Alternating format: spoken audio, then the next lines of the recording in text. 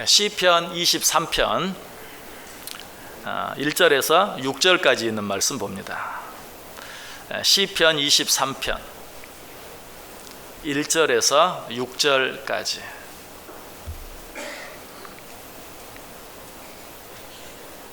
시편 23편 1절에서 6절. 우리 다 같이 한 목소리로 읽습니다. 여호와는 나의 목자시니 내게 부족함이 없으리로다. 그가 나를 푸른 풀밭에 누이시며 쉴만한 물가로 인도하시는도다. 내 영혼을 소생시키시고 자기 이름을 위하여 의의 길로 인도하시는도다. 내가 사망의 음침한 골짜기로 다닐지라도 해를 두려워하지 않을 것은 주께서 나와 함께 하심이라. 주의 지팡이와 막대기가 나를 안위하시나이다. 주께서 내 원수의 목전에서 내게 상을 차려주시고 기름을 내 머리에 부으셨으니 내 잔이 넘치나이다. 내 평생의 선하심과 인자하심이 반드시 나를 따르리니 내가 여호와의 집에 영원히 살리로다. 아멘. 우리 옆 사람들과 한번 인사하겠습니다. 참 잘 오셨습니다. 큰 은혜 받으시기 바랍니다. 예, 여러분들 정말 잘 오셨습니다. 하나님의 큰 은혜가 여러분 모두 위에 또 한 번 풍성하게 넘치시기를 주님의 이름으로 간절히 축원합니다. 우리 지난주와 똑같은 본문 그리고 똑같은 제목으로 말씀을 다시 전합니다. 지난주에는 어떤 내용 생각해 보았습니까? 여호와가 나의 목자가 되어 주신다면 나는 그 어떤 것에도 부족함이 없습니다. 여호와는 나의 목자시니 내게 부족함이 없으리로다. 왜 그렇다고 그랬죠? 여호와 하나님은 천지를 창조하신 창조자이실 뿐만 아니라 그것들을 지금도 마음대로 다스리시고 주관하시는 분이시기 때문에 그 하나님이 내 목자 되어 주신다면 나는 정말 부족함이 없는 것이죠. 자, 그런데 그 하나님을 나의 목자로 모시고 살기 위해서는 어떻게 해야 하는가? 내가 양이 되어야 한다고 그랬어요. 양이 되기 위해서는 또 어떻게 해야 합니까? 양의 특성을 잘 알고 양의 그 특성이 바로 내 모습인 것을 인정해야 한다. 양의 대표적인 특징 하나가 뭐라고 그랬어요? 방향 감각이 없어서 어디로 가야 할지를 몰라요. 바로 옆에 너무나 좋은 풀밭이 있고 너무나 좋은 물이 가득한 냇가가 있어도 스스로 찾아가지 못해. 이게 양의 모습이에요. 정말 하나님이 나의 목자가 되어주시고 그 하나님을 내 목자로 모시고 살기를 원한다면 내가 바로 그 양과 같은 존재라는 사실을 인정해야 한다. 나는 어디로 가야 할지 모릅니다. 나는 어디로 가야 좋은지 어디로 가면 안 되는지를 모릅니다. 라는 사실을 인정할 수 있어야 된다. 자, 그런데 이 사실만 인정하면 됩니까? 나는 아무것도 모릅니다. 나는 어디로 가야 할지 모릅니다 하고 그냥 주저앉아 있으면 됩니까? 거기서 한 걸음 더 나아가야 돼요. 나는 양과 같이 방향 감각이 없어서 어디로 가야 좋은지 어디로 가는 것이 옳은지 알지 못합니다. 그리고 나서 어떻게 해야 돼요? 그러니 나를 인도해 주옵소서 라고 하나님의 인도를 구하며 하나님께 길을 물어야 돼요. 다윗은 이 시를 기록한 시편 23편을 기록한 다윗은 항상 그렇게 했어요. 사무엘하 2장 1절에 보면 이런 말씀이 나옵니다. 그 후에 다윗이 여호와께 여쭈어 아뢰되 내가 유다 한 성읍으로 올라가리이까? 여호와께서 이르시되 올라가라.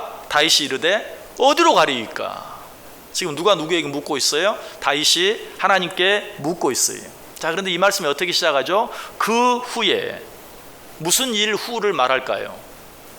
다윗을 그렇게 죽이지 못해서 안달하던 사울 왕이 죽은 후에 뿐만 아니라 그 사울의 뒤를 이어 왕이 될 사람 사울의 아들 요나단이 죽은 후에 사울과 요나단이 다 죽은 후에 다윗이 어떻게 했다? 하나님께 물었다. 여러분, 사울이 죽었다. 그리고 그의 뒤를 이어 왕이 될 요나단이 죽었다 라는 것이 의미하는 것이 무엇일까요? 이제 다윗이 왕이 될 때가 되었다. 왜? 다윗은 이미 13년 전에 왕으로 기름 부음을 받았어요. 사울도 그것을 알고 다윗을 죽이지 못해서 그렇게 안달했던 거예요. 그런데 그 사울이 죽었어요. 그리고 그 사울의 뒤를 이어 왕이 될 그 아들 요나단도 죽었어요. 이제 뭐예요? 13년 전에 왕으로 기름 부음 받은 다윗이 왕이 되는 일만 남았어요. 그런데 다윗은 그때 어떻게 해요? 하나님, 내가 유다 한 성읍으로 올라갈까요? 이 말이 무슨 의미인 줄 아세요? 이제 내가 유다 한 성읍으로 저 예루살렘으로 올라가서 왕이 될까요? 이제 왕이 될 때가 되었나요? 라고 하나님께 묻고 있는 거예요. 여러분 같으면 어떻게 하겠어요? 나는 이미 왕으로 기름 부음을 받았고 그 일을 반대하던, 그 일에 걸림돌이 되던 사울과 요나단이 다 죽었어요. 그럼 여러분 같으면 어떻게 하겠어요? 저는 이렇게 할 것 같아요. 그 힘들고 어려운 가운데도 다윗을 떠나지 아니하고 다윗과 함께 했던 600 용사가 있었어요. 그들을 불러 모아놓고 정말 그동안 수고 많이 했다. 너무나 힘들고 어려운 시간이었지만 나를 버리지 아니하고 너희들이 나와 함께 해주었다. 그런 가운데 드디어 때가 되었다. 이제 내가 왕이 될 때가 되었으니 이제 저 예루살렘으로 올라가자 하고 600명과 함께 보무도 당당히 예루살렘으로 올라갔을 거예요. 그러나 다윗은 그렇게 하지 않냐고 어때요? 하나님 앞에 엎드렸어요. 그리고 하나님께 물어요. 유다 한 성읍으로 올라가리까? 내가 이제 왕이 될 때가 정말 되었나요? 한 번만 묻습니까? 아니요, 또 한 번 묻죠. 어디로 올라가리까? 라고 하나님께 또 한 번 반복해서 묻고 있는 모습을 보게 돼요. 여러분, 이것이 하나님을 나의 목자로 모시고 살기를 원하는 자들의 마땅한 태도예요. 왜? 우리는 어디로 가야 할지 정말 모르니까. 잠언 14장 12절에 보면 이런 말이 있어요. 어떤 길은 사람이 보기에 바르나 필경은 사망의 길이니라. 어떤 길은 사람의 보기에 바르나 필경은 사망의 길이다. 우리 눈에 봤을 때는 이 길이 분명한 것 같아요. 우리 눈으로 봤을 때는 이 길이 좋은 것 같아요. 그러나 그 길이 아닐 수도 있고 그 길이 사망의 길일 수도 있다. 그래서 지혜의 사람 솔로몬은 이렇게 말하죠. 잠언 3장 5절과 6절에 너는 마음을 다하여 여호와를 신뢰하고 내 명철을 의지하지 말라. 너는 범사의 그를 인정하라. 그리하면 내 길을 지도하시리라. 네 명철을 의지하지 말라. 여러분, 이 말을 아무것도 모르는 바보 멍청이가 한 말이 아니, 이 세상에서 가장 지혜롭다고 하는, 자타가 인정하는 솔로몬이 한 말이, 너는 네 명철을 의지하지 말라. 범사의 누구를? 여호와 하나님을 인정하라. 그리하면 내 길을 지도하시리라. 여러분, 그래서 다윗은 항상 매사에 하나님의 인도하심을 구했어요.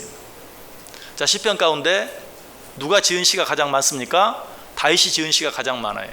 그 다윗이 지은 시 가운데 가장 많이 나오는 내용 한 가지가 또 뭔 줄 아세요? 하나님, 나를 인도해 주세요 라는 내용이. 시편 27편 11절 보면 여호와여 주의 도를 내게 가르치시고 내 원수를 생각하셔서 평탄한 길로 나를 인도하소서.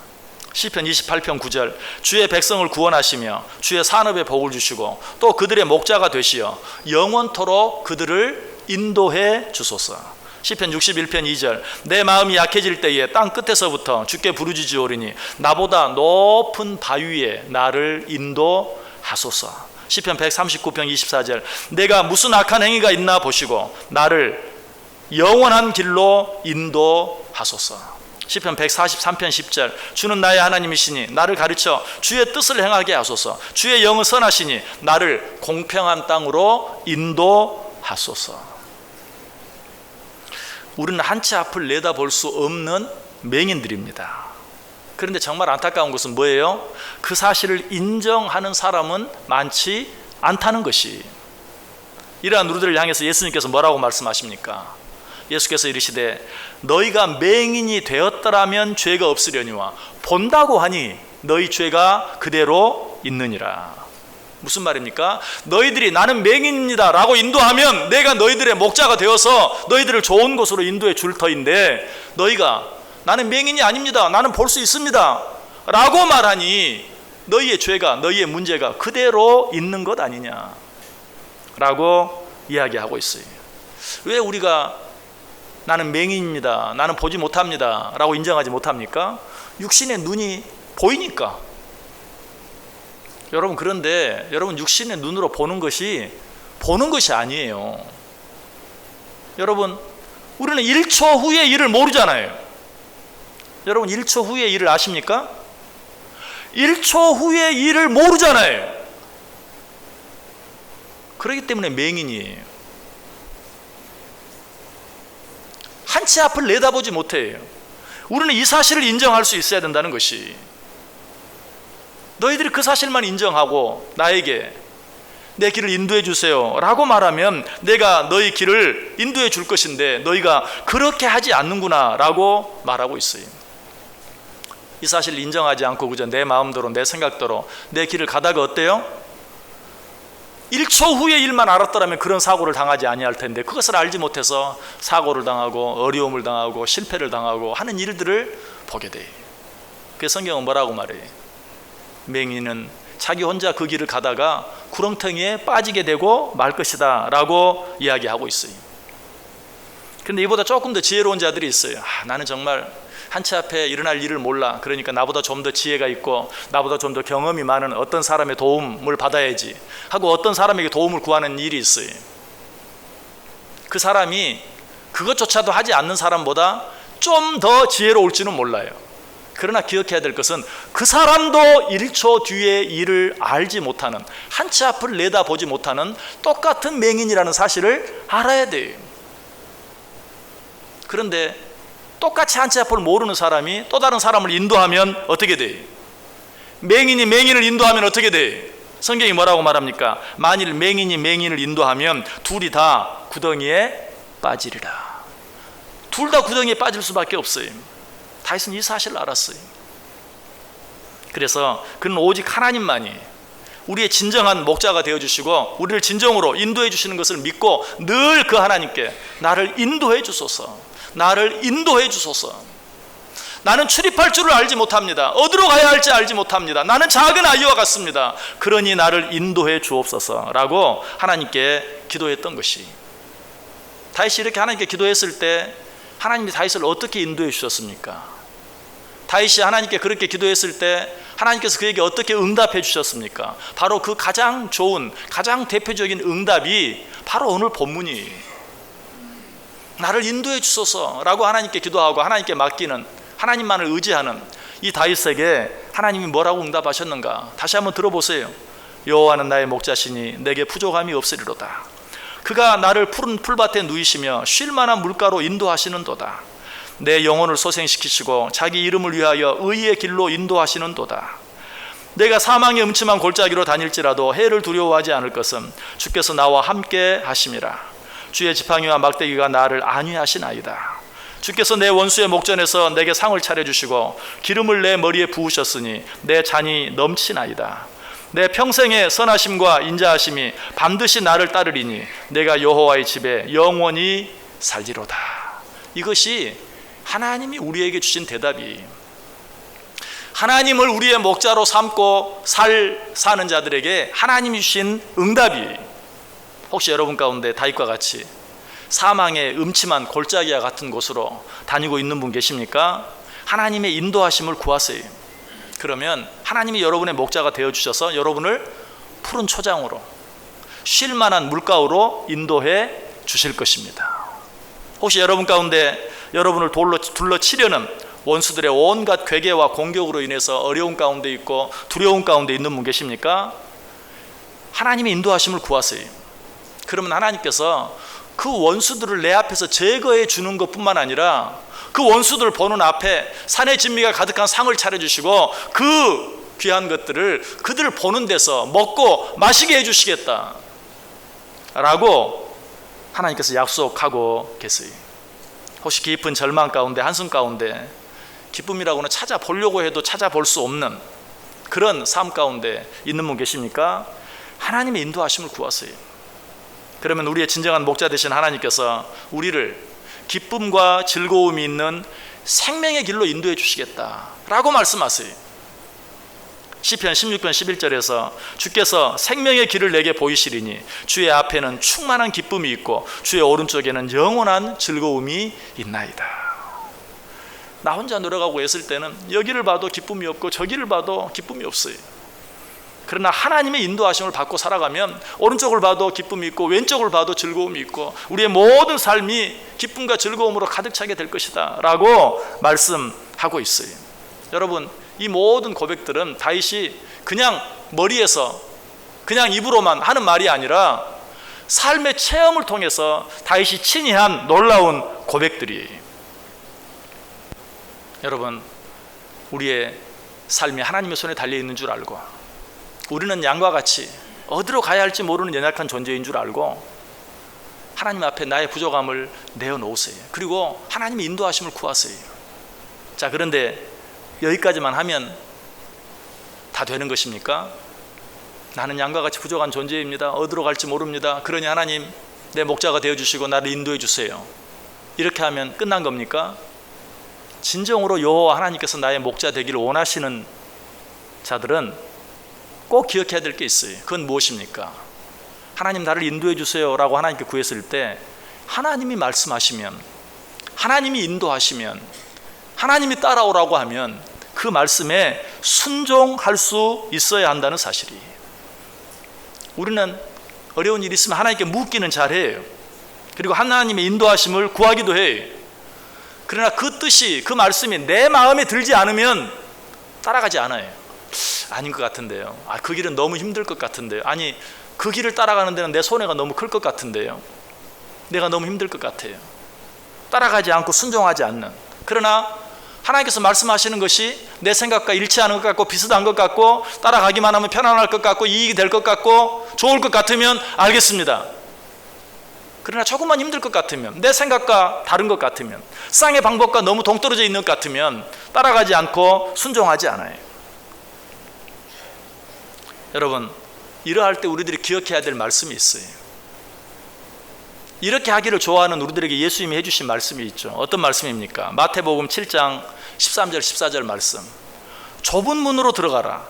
멸망으로 인도하는 문은 크고 그 길이 넓어 그리로 들어가는 자가 많고 생명으로 인도하는 문은 좁고 길이 협착하여 찾는 자가 적음이라. 넓고 편안한 길, 그런 길 좋아하지 말라. 그런 길은 사망으로 인도하는 길일 확률이 매우 높다.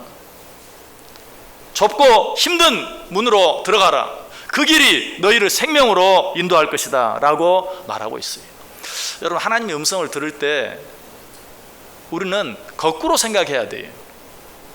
내 생각과 하나님의 생각이 일치하고 내가 보기에 그 길이 좋은 것 같고 편안한 것 같고 내게 유익이 될 것 같으면 일단 한번 의심해 봐야 돼요. 왜? 하나님과 나는 천지 차이처럼 서로 다른데, 하나님은 하늘처럼 높고 나는 땅처럼 낮은데, 하나님은 하늘에 계시고 난 땅에 계신데 어떻게 하나님의 생각과 내 생각이 그냥 너무나 비슷하고 너무나 똑같을 수 있겠어요? 그러면 오히려 우리는 의심해야 돼. 조심해야 돼. 사탄 마귀가 우리를 유혹하는 길일 가능성이 커요. 하나님의 말씀, 하나님의 뜻은 우리의 생각과 우리의 뜻과 다를 때가 훨씬 더 많아요. 그럴 때 오히려 우리려 역시 하나님께서 말씀하시니, 하나님의 뜻이니 내 생각과 다를 수밖에, 어떻게 나같이 미련하고 아둔하고 어디로 가야 할지도 모르는 자와 똑같이 생각하시겠는가, 그 뜻이 같으시겠는가, 오히려 그 생각과 뜻이 다른 것을 오히려 감사함으로 받고 따라가고 순종할 수 있어야 돼요. 성경에 어떤 말씀이 있다고요? 어떤 길은 사람의 보기에는 바르나 필경은 사망의 길이니라. 여러분, 그런 길이 얼마나 많은지 몰라요. 내 생각에 이거다, 그런 것은 대부분 사망으로 인도하는 길일 가능성이 매우 높다는 것이. 그러나 오히려 내가 받아들이기가 쉽지 않고 이해하기가 쉽지 않고 정말 인간의 상식으로는 맞지 않는 것 같은 그런 일들, 그럼에도 불구하고 하나님께서 말씀하시면 하나님의 뜻이니 따르겠습니다 라고 순종할 때 그 길이 나에게 은혜의 길이 되고 그 길이 나에게 축복의 길이 된다. 그러므로 하나님의 말씀이 내 눈에 보기에는 어떠하든지 진정으로 여호와 하나님을 나의 목자로 모시기를 원한다면 그 하나님의 말씀에, 그 하나님의 뜻에 순종할 수 있어야 돼요. 믿음의 사람, 믿음의 조상 아브라함이 그렇게 했어요. 하나님이 아브라함에게 말합니다. 내 고향 친척 아버지의 집을 떠나라. 그래서 내가 너에게 지시하는 땅으로 가라. 그 땅이 어디인지도 몰라요. 어떻게 평생을 살았던 고향과 친척과 아버지의 집을 떠날 수 있습니까? 그럼에도 불구하고 그는 갈 바를 알지 못하고 어디로 가야 할지 모르지만 하나님이 가라고 하시니 그저 따라 나서는, 순종하는 그 일의 결과가 무엇이? 믿음의 아버지, 믿음의 조상, 열국의 아버지, 열국의 조상이 되는 그런 은혜를, 그런 축복을 받아 누리게 된 것을 보게 돼요. 여러분, 하나님께서 가라고 하시면, 하나님께서 따라오라고 하면 그 길을 순종함으로 따라가 보세요. 왜 하나님께서 우리에게 따라오라 라고 말씀하실 때는 반드시 하나님께서 우리 앞장서서 먼저 가주시기 때문에 그래요. 하나님께서 가라고 하는 길은 우리만 내보내는 길이 아니에요. 그 하나님께서 먼저 가보신 길이든지 아니면 그 하나님께서 내 앞서 친히 가시는 길이든지. 이제 여름철이 되어서 또 우리 주일학교 우리 자녀들이 여름 성경학교를 하고 수련회를 갑니다. 이런 일들이 있으면 교육자와 교사 선생님들이 꼭 먼저 하는 일이 있죠. 그 장소에 답사가는 일이 먼저 가보는 거예요. 먼저 가보고 숙소도 둘러보고 먹을 것도 먹어보고 과연 우리 아이들이 여기 와서 2박 3일 동안 수련회를 잘 할 수 있겠는가, 문제가 없겠는가, 먼저 다 가보고 해보고 그리고 나서 장소를 정하고 거기 가는 거예요. 사람도 그렇게 해요. 하물며 하나님께서 우리에게 나를 따라오라, 어디로 가라 라고 말씀하실 때 그 길을 가보지 아니하고 우리에게 따라오라고 하시겠는가, 우리에게 가라고 하시겠는가.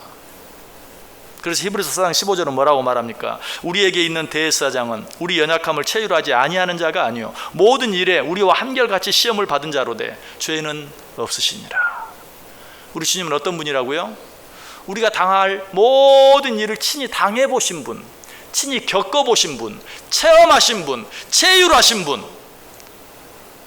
여러분, 그분은 우리의 모든 사정을 알아요.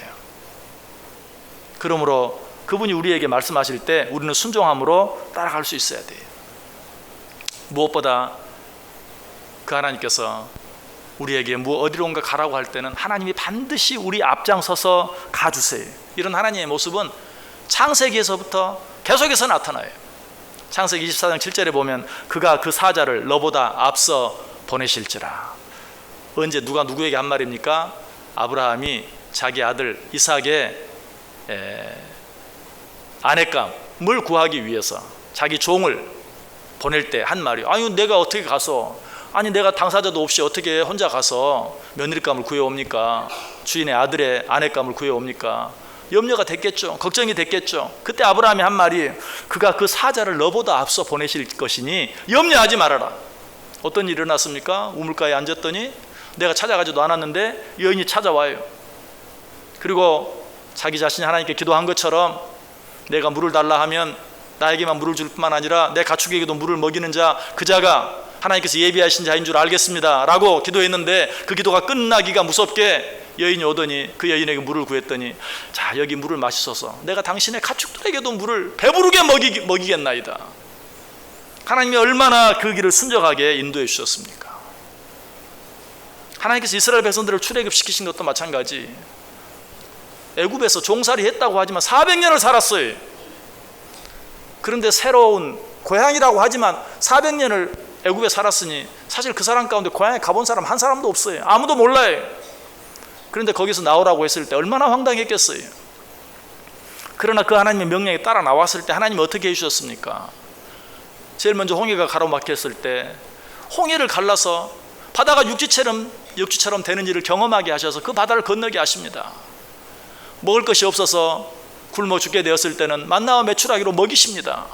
물이 없어서 목말라 죽게 되었을 때는 반석을 쪼개서 물이 나오게 해서 물을 마시게 합니다.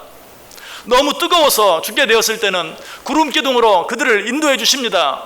밤이 너무 어둡고 추워서 또 더 이상 살 수 없을 때에는 불기둥으로 그들을 지켜주시고 인도해 주시고 따뜻하게 해주십니다. 하나님이 그렇게 해서 그들을 약속의 땅으로 인도하셨어요. 또 약속의 땅으로 인도하셨을 때는 어때요? 다 왔다, 여기가 그 땅이다, 이제 너희들이 이곳에서 잘 살아라 하고 그냥 그들에게 맡깁니까? 아니, 그 땅에는 이미 가나안 칠족들이 살고 있었고 그들은 정말 이스라엘 백성들과는 비교도 안 될 만큼 그냥 장대한 강대한 그런 자들이었어요. 그때 하나님 어떻게 해요? 그 안에까지 친히 들어가 주시고 그 안에 사는 자들까지 친히 또 다 내어 쫓아 주시는, 출애굽기 23장 23절에 말해요. 내 사자가 내 앞서 가서 너를 아모리 사람과 헷 사람과 브리스 사람과 가나안 사람과 히윗 사람과 여부스 사람에게로 인도하고 나는 그들을 끊으리니, 가나안 칠족을 내가 끊으리니 너희는 두려워하지 말아라. 말만 그렇게 했습니까? 아니, 계속해서 되는 말씀 보면 내가 내 위엄을 내 앞서 보내어 내가 이를 곳에 모든 백성을 물리치고 내 모든 원수들이 내게 등을 돌려 도망하게 할 것이라. 하나님은 실제로 그렇게 해 주셨어요. 여러분, 이 모습이 우리의 목자 되시는 여호와 하나님의 모습이. 왜 하나님께서 이렇게 하십니까? 하나님은 천지 만물을 창조하셨어요. 그리고 그것들을 마음대로 다스리고 주장할 수 있어요. 그러므로 당신의 백성들을 위해서라면 무엇이든 할 수 있어요. 지극히 큰 것부터 지극히 작고 하찮은 것까지도 마음대로 움직이고 주장할 수 있어요. 그 모습을 또 어디서 봐요? 이스라엘 백성들 출애굽시킬 때 그 10가지 재앙을 보세요. 뭐 위대한, 하나님만 향할 수 있는 어떤 위대한 일뿐만 아니라 하찮은 미물, 개구리까지라도, 파리까지라도, 이 하나까지라도 다스리시고 주장하셔서 그것으로 말미암아 당신의 백성들이 애굽에서 나와 약속의 땅으로 이르게 하신다는 사실이. 여러분 한번 따라해 보시길 바랍니다. 하나님께서는 나 한 사람을 위하여 세상을 움직이신다. 정말 믿으십니까? 하나님이 하시는 일은 한 가지 같고 세상에 돌아가는 일은 한 가지 같지만 전능하신 하나님께서는 그 일들을 통하여 나 한 사람을 위하여 이 세상을 움직이고 계세요. 이 사실을 믿어야 돼.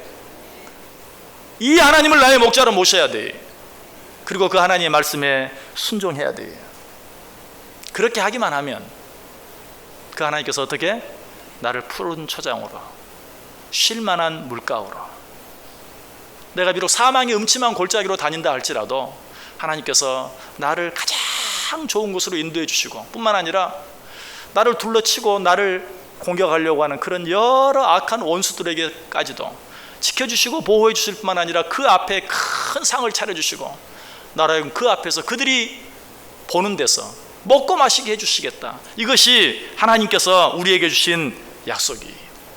이 하나님의 약속 믿고 먼저 하나님 앞에 나는 양과 같이 내 갈 길을 알지 못하는 맹인과 같은 자라는 사실을 인정하세요. 그리고 그 하나님의 인도하심을 구하세요. 그리고 하나님께서 말씀하시면 순종하고 따라가 보세요. 그렇게 할 때 하나님께서 우리를 푸른 초장으로, 쉴만한 물가로 인도해 주시는 그 은혜를 누리며 살아갈 수 있게 되기를 주님의 이름으로 간절히 축원합니다. 기도하겠습니다.